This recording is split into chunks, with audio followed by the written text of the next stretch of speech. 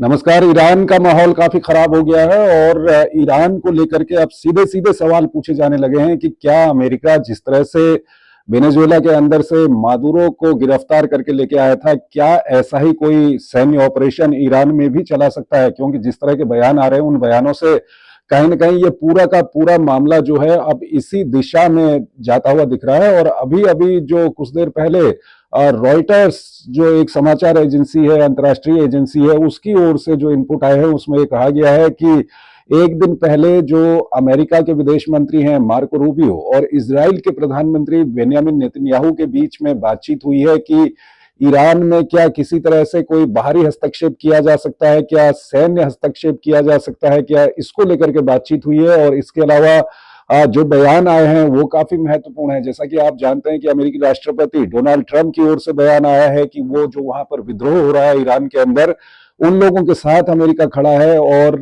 उनकी मदद करने के लिए तैयार है। इस तरह का बयान भी अपना जो उनका सोशल मीडिया हैंडल है ट्रुथ, उसमें उन्होंने ये लिखा है। उन्होंने कहा है कि अमेरिका जो है मदद के लिए तैयार है। तो ये काफी महत्वपूर्ण बयान है और इन बयानों के बाद अब इस तरह के सवाल उठ रहे हैं, क्या जिस तरह से वेनेजुएला के अंदर में सैन्य ऑपरेशन किया गया था, क्या ईरान में भी अमेरिका ऐसे कोई कदम उठा सकता है क्या? ये काफी महत्वपूर्ण है। लेकिन इस सब के बीच जो ईरान की असेंबली के स्पीकर हैं उनका कहना है कि अगर अमेरिका ने ऐसा कोई कदम उठाया ईरान के अंदर तो ईरान इजराइल पे हमला करेगा और साथ ही साथ जो आसपास के इलाके में जहां जहां पे अमेरिका के अड्डे हैं, अमेरिका के सैन्य अड्डे हैं, वहां पर ईरान हमला करेगा। तो ये स्थिति काफी जटिल हो गई है ईरान को लेकर के। दरअसल ईरान में हो क्या रहा है कि ईरान में अब तक का सबसे बड़ा विरोध प्रदर्शन वहां पर हो रहा है। जो ईरान के सुप्रीम लीडर हैं अयतुल्ला खामेनी, उनकी सत्ता के खिलाफ ये वहां पर विरोध प्रदर्शन हो रहा है और अब तक का ये सबसे बड़ा विरोध प्रदर्शन है। इससे पहले भी हमने कई सारे विरोध प्रदर्शन देखे हैं, लेकिन इस बार का जो ये वहां पर प्रोटेस्ट हो रहा है ये काफी बड़ा है। और इसमें जो कहा जा रहा है, जो विभिन्न गैर सरकारी संस्थाएं हैं ईरान की सरकार की ओर से या ईरान का जो सरकारी सूचना तंत्र है उसकी ओर से, ऐसी कोई खबरें नहीं आ रही हैं। हालांकि स्वीकार किया जा रहा है कि हिंसा हो रही है सड़कों पर। जो बाहर से खबरें आ रही है उसमें बताया जा रहा है कि 116 प्रदर्शनकारी इस अभी तक वहां पर मारे गए।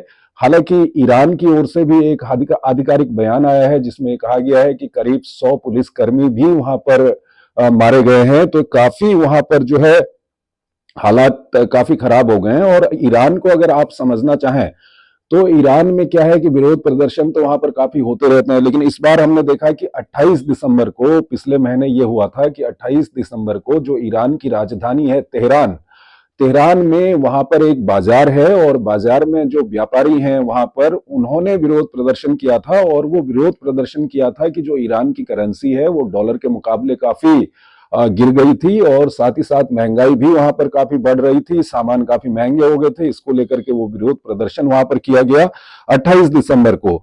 और 29 दिसंबर को भी ये वहां पर प्रदर्शन चालू रहे और तेहरान के अलावा दूसरे शहरों में भी कुछ व्यापारी और दूसरे लोग भी इन प्रदर्शनों में शामिल हो गए। इस सबके बीच जो ईरान के सेंट्रल बैंक के वहां पर सेंट्रल बैंक के जो हेड हैं उन्होंने वहां पर इस्तीफा दे दिया था, तो और स्थिति वहां पर बिकट हो गई थी।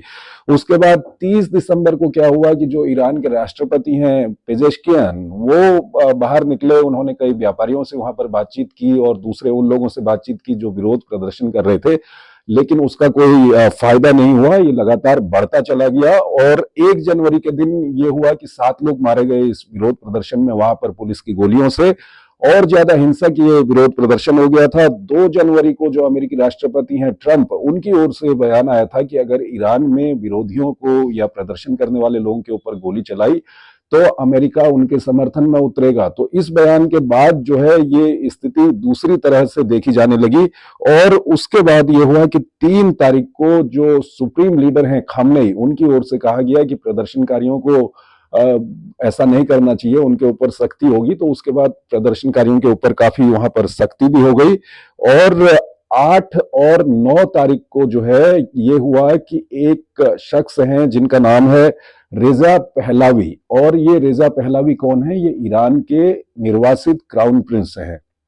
क्यों ये ईरान के क्राउन प्रिंस हैं? क्योंकि आप इस पूरे मामले को देखोगे तो इसमें रिजा पहलावी का जो नाम है वो बहुत ज्यादा आ रहा है। तो मैं आपको बताऊं कि क्या है कि ये 65 साल के एक शख्स हैं। 50 साल ये ईरान से बाहर रहे हुए हैं, और क्यों रहे हुए हैं उसका कारण यह है कि जो रेजा पहलावी हैं, इनके जो फादर थे वो शाह मोहम्मद रेजा उनका नाम था।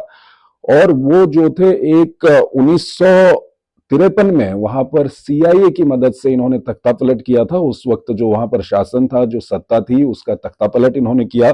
और उसके बाद ये वहां पर राजा बने। एक तरह से इन्होंने वहां पर शाह डायनेस्टी की वहां पर शुरुआत की।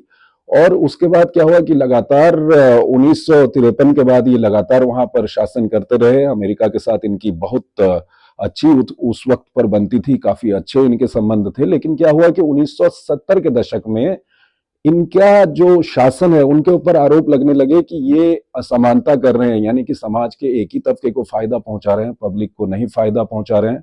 और इसके अलावा जो महंगाई है, दूसरी आर्थिक असमानताएं हैं, और उसके अलावा इनकी एक इंटेलिजेंस एजेंसी हुआ करती थी, वो काफी कुख्यात थी लोगों के ऊपर यातनाएं देने में, लोगों को परेशान करने में। उसको लेकर के इनके खिलाफ गुस्सा भड़का।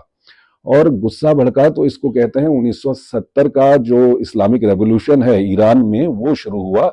और उसके बाद क्या हुआ कि लगातार 7-8 सालों तक ये वहां पर इस्लामिक रेवोल्यूशन चला। और ये जो शिया धर्मगुरुओं का इस रेवोल्यूशन में बहुत बड़ा योगदान था। तो उसके बाद 1978 में क्या हुआ कि ये रेवोल्यूशन ने जो है वहां पर तख्ता पलट कर दिया। और 1978 में जब तख्ता पलट किया तो जो उस समय शाह वहां पर जो राजा थे वो वहां से ईरान से भाग गए। तो उनके जो बेटे जो रेजा पहलवी थे, जो जिनका जन्म जब हुआ था तो उनके जो फादर थे वो ईरान के राजा थे, लेकिन कुछ ही समय बाद इस्लामिक रेवोल्यूशन हो गया तो वो ईरान से भाग गए। तो ये भी वहां से भाग गए, और उसके बाद इनको क्राउन प्रिंस बना दिया गया, निर्वासित सरकार का क्राउन प्रिंस बना दिया गया। अमेरिका में बहुत ज्यादा ये रहे हुए हैं और अभी भी अमेरिका में रहते हैं। 50 साल से ईरान से बाहर है। लेकिन हुआ क्या कि 8 और 9 तारीख को, और पहले भी ये जो है ईरान में जो खामनेई की सत्ता है, जो अभी वर्तमान सत्ता है, उसके खिलाफ ये काफी बोलते रहते हैं। 8 और 9 तारीख को इन्होंने प्रदर्शनकारियों से अपील की कि आप सड़कों पर आइए। तो हमने देखा कि सड़कों पर काफी वहां पर प्रदर्शनकारी आए। और वो कई लोग ये भी नारे लगा रहे थे कि जो शाह का शासन है वो वापस आना चाहिए। तो कहीं ना कहीं रजा पहलावी जो है इसमें एक बहुत बड़े किरदार बनकर उभरे हैं। हालांकि इनको पूरे ईरान में कितना बड़ा समर्थन है इसको लेकर के काफी सवाल हैं, क्योंकि ये कई साल तक ईरान से बाहर रहे हैं, 50 साल तक ईरान से बाहर रहे हैं। दूसरा यह है कि जो तब के शाह का जो राजतंत्र था उसको लेकर के भी लोगों में उतनी अच्छी कोई यादें उसकी नहीं है जो लोग अभी हैं। और जो एक नया पीढ़ी, जो नई पीढ़ी वहां पर पैदा हो गई है, वो तो इनको जानती भी नहीं है। और दूसरा यह है कि ये कई सालों से ईरान से बाहर रहे हुए हैं। तो ऐसे में इनकी पकड़ लोगों के ऊपर कितनी मजबूत है इसको लेकर के तो काफी सारे सवालात हैं। लेकिन अभी वहां पे हालात काफी गंभीर बने हुए हैं। और ये जिस तरह से जो अमेरिका वाले एंगल की हम बात कर रहे हैं कि क्या अमेरिका वहां पर इंटरफेयर कर सकता है, तो इसको लेकर भी काफी सवाल हैं। क्योंकि अमेरिका वेनेजुएला में जिस तरह से मादुरो को उठाया था, वैसा कोई ऑपरेशन ईरान में शायद नहीं कर पाएगा, क्योंकि वेनेजुएला और ईरान की ताकत में काफी फर्क है। और जमीनी ऑपरेशन चलाने के लिए भी अमेरिका को काफी सोचना होगा, क्योंकि ईरान की जो भौगोलिक स्थिति है वो काफी महत्वपूर्ण है। साथ ही साथ ईरान का जो अपना सुरक्षा तंत्र है वो काफी मजबूत है। आपने देखा होगा कि अमेरिका ने ईरान के परमाणु ठिकानों पर हमले किए थे, तो ईरान ने बदले में जो अमेरिका के कतार में बेस था उस पर अपनी मिसाइल दागी थी। इसराइल और ईरान के बीच में भी आपने देखा होगा कि ईरान ने, हालांकि इसराइल ने ईरान के अंदर काफी हमले किए, लेकिन ईरान भी इसराइल के अंदर मिसाइल दागते रहता है। तो अमेरिका किस तरह का इंटरवेंशन वहां पर कर पाएगा, इसको लेकर के तो काफी सवाल हैं। और अभी की हालत की हम बात करें तो काफी स्थिति वहां पर काफी इस वक्त पे काफी प्रदर्शन वहां पर हो रहे हैं, और खामनेई के खिलाफ स्थिति काफी मजबूत इस वक्त हुई है। और साथ ही साथ अमेरिका लगातार आग में घी डाल रहा है। अमेरिका कह रहा है कि वो प्रदर्शनकारियों के साथ है, उनकी मदद करने के लिए तैयार है। तो किस तरह की ये मदद हो सकती है, ये बहुत महत्वपूर्ण होगा देखना। और फिलहाल इतना ही इस वीडियो में। नमस्कार।